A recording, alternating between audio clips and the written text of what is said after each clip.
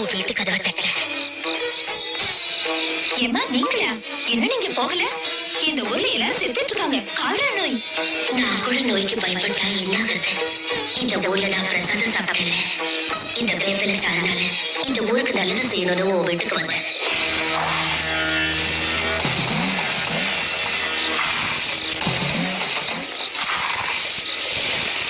இந்த நடுராத்திரில வேப்பிலை இருக்கிறியே, எதுக்கு? எதுக்காகமா? அது இல்லடி, நடுஜாமம் தாண்டுனா பேய் கூட்டம் இந்த ஊர் எல்லையை தாண்டி வந்து எல்லா ஜனங்களையும் தின்னு தீர்த்துடி. நாம மனுஷங்க, நாம என்ன செய்ய முடியும் சொல்லு? காப்பாத்தணும்னா அந்த அம்மன் தான் காப்பாத்தணும்.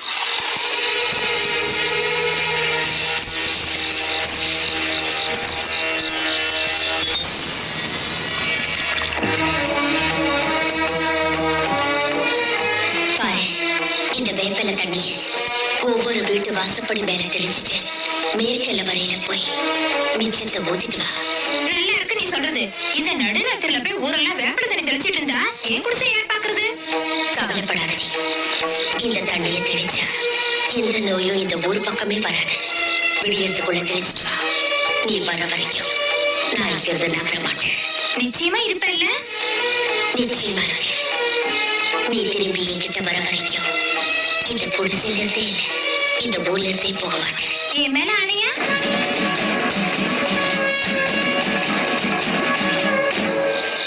ஓ மேல ஆணை. பாரு, திரும்பி மட்டும் பார்க்காம போயிட்டு வரணும். சரி, உன் பேச்ச நம்பி போறேன். என் குடிசை ஜாக்கிரதமோ. ஆணையிட்டு இருக்க, மறந்துடாத. நடுராத்திரி எத்தனை வீட்டுல தடிக்கணுமோ என்னமோ, அதுக்குள்ள விடிச்சிடும். எப்படியோ ஊர் நல்லா இருந்து.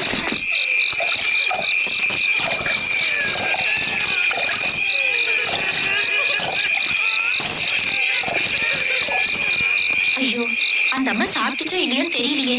ஒலியில சோறு இருக்க போட்டு தின்னு ஒரு வார்த்தை சொல்லாம வந்துட்டேனே. போய் சொல்லிட்டு வந்துடுறேன்.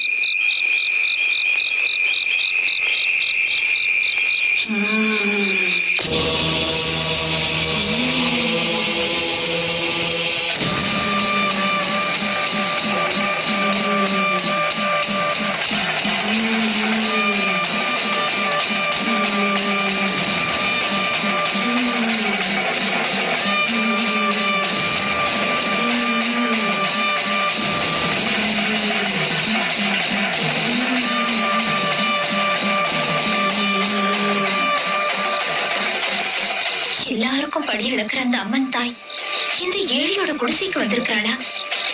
ஊரை காப்பாத்துறதுக்கு வந்திருக்கிறாளா?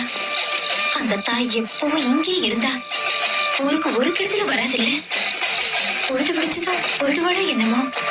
நீ திரும்பி வர வரைக்கும் நான் இங்கிருந்து நகர மாட்டேன். நான் திரும்பி வர வரைக்கும் இங்கிருந்து நகர மாட்டேன்னு என் மேல ஆணையிட்டாள்ல. நான் திரும்பி போக மாட்டேன். அம்மன் தாயை இந்த ஊரை விட்டு நகர விட மாட்டேன்.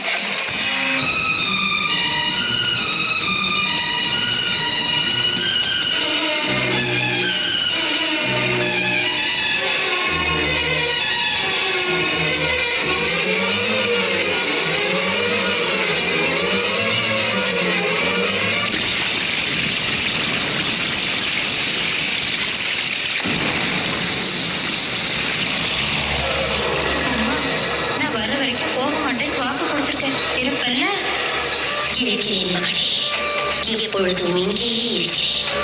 உன் தியாகத்தை என் ரூபமாக்கிக் கொண்டு இங்கேயே அம்மனாக வீற்றிருக்கிறேன். உனக்கு அளித்த வாக்கின்படி நான் இந்த ஊரை விட்டு போகாமல் கிராம தேவதையாகிவிடுவேன்.